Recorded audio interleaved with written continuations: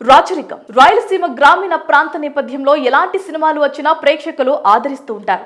దానికి కారణం ఇక్కడి జీవన విధానం, కట్టు బొట్టు, యాస, మనుషుల తీరు, భావోద్వేగాలు ఈ అంశాలన్నీ ప్రేక్షకుల్ని దగ్గర చేస్తోంది. అందుకే ఇంతకు ముందు వచ్చిన ఎన్నో సినిమాలు గొప్ప విజయాలు సాధించి ఎంతో ప్రశంసలు దక్కించుకున్నాయి. 40 సంవత్సరాల క్రితం ఒకే కుటుంబంలో చోటు చేసుకున్న రాజకీయ అంశాలను పరిగణలోకి తీసుకొని దీనికి ఒక లవ్ స్టోరీ యాడ్ చేసి నూతన దర్శకుడు సురేష్ లంకంపల్లి అద్భుతంగా తీర్చిదిద్దారు.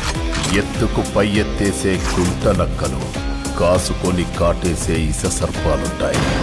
ఇందులో అందాల నటి అప్సరా రాణి మొదటిసారి బలమైన పాత్రను పోషించారు. అంతేకాదు లవ్ బాయ్గా ఎప్పుడు ప్రేమ కథలను తీసే వరుణ్ సందేశ్ మొదటిసారి తన పంతాను మార్చి విలన్ రోల్లో నటించారు.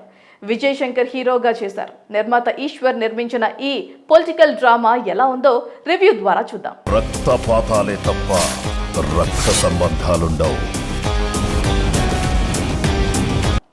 ముందుగా సినిమా కథ విషయానికి వస్తే 1980ల నేపథ్యంలో రాయలసీమ ప్రాంతంలో రాచకొండలో ఈ కథ మొదలవుతుంది. భార్గవి రెడ్డి, అప్సరా రాణి, వివేక్ రెడ్డి, వరుణ్ సందేశ్ తోబుట్టువులు. వీరిద్దరూ రాజకీయంగా అడుగు పెట్టాలని ప్రయత్నిస్తారు.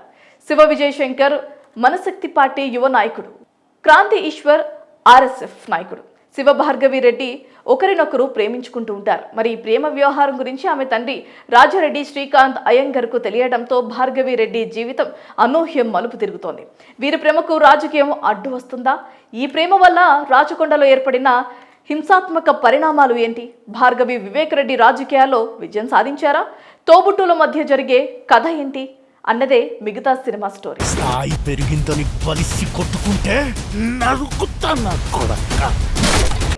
ఇక ఈ సినిమా గురించి విశ్లేషించుకుంటే ఇందులో పీరియాడిక్ అంశాలతో పాటు యాక్షన్, థ్రిల్లర్ ఎలిమెంట్లు కూడా ఉన్నాయి. ఇది విలేజ్ బ్యాక్ డ్రాప్ లో సాగడం ద్వారా ప్రత్యేకంగా కనిపిస్తుంది కూడా. దీంతో సినిమా చాలా సహజంగా కనిపిస్తోంది.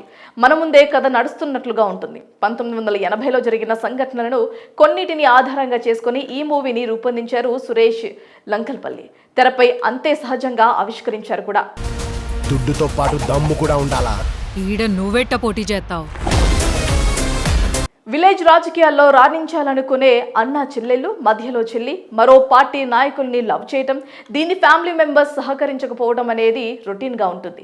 అలాగే ప్రతీకార రాజకీయాలకు పాల్పడే సన్నివేశాలు కూడా రెగ్యులర్గానే కనిపిస్తాయి. కాకపోతే సన్నివేశాలు ఉత్కంఠభరితంగా సాగడంతో నెక్స్ట్ ఏం జరుగుతుందనే క్యూరియాసిటీ క్రియేట్ అవుతుంది. అదే ఆడియన్స్ని ఎంజాయ్ చేయిస్తుంది కూడా.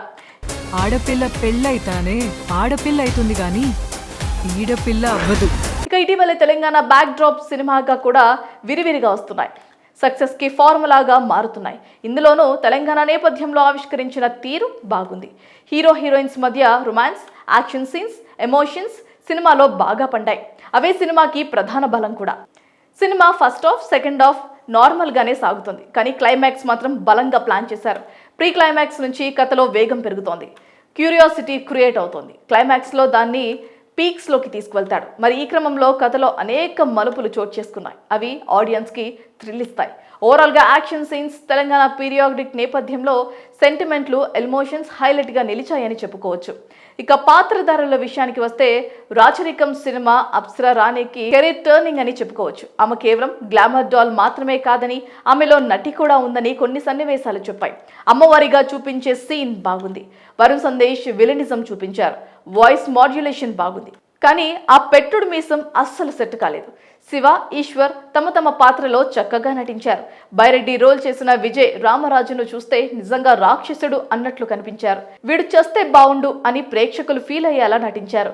ఆయన లుక్, యాక్టింగ్ చూస్తే పెద్ద సినిమాలో విలన్ రోల్స్ కోసం ట్రై చేయొచ్చు. శ్రీకాంత్ అయ్యంగర్ తన రెగ్యులర్ డైలాగ్స్ డెలివరీ, నటనతో తండ్రి పాత్ర చేశారు. సాంకేతికత అంశాలు చూసుకుంటే ఈ సినిమా కెప్టెన్ సురేష్ లంకంపల్లి దర్శకత్వం గురించి చాలా చెప్పుకోవాలి. మామూలుగా పొలిటికల్ కాన్సెప్ట్ సినిమాలకు కథతో పాటు కథనం కూడా చాలా గ్రిప్గా ఉండాలి. లేకుంటే మొదటికే మోసం వస్తుంది. మరి ఈ విషయంలో మాత్రం సురేష్ 100కు 100 మార్కులు కొట్టేశారు. సినిమాలో ఎలాంటి కన్ఫ్యూజన్ లేకుండా అసలు డబ్ల్యూ క్యారెక్టర్ ఏనా అనే డౌట్ వచ్చేంతలా బాగా తెరకెక్కించారు. ప్రొడక్షన్ వాల్యూస్ చాలా బాగున్నాయి. నిర్మాతలు పెట్టిన ప్రతి రూపాయి స్క్రీన్ పై కనిపించింది.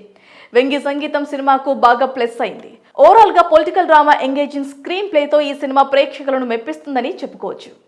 ఇది తరతరాలుగా వస్తున్న రాచకొండ రాచరికం.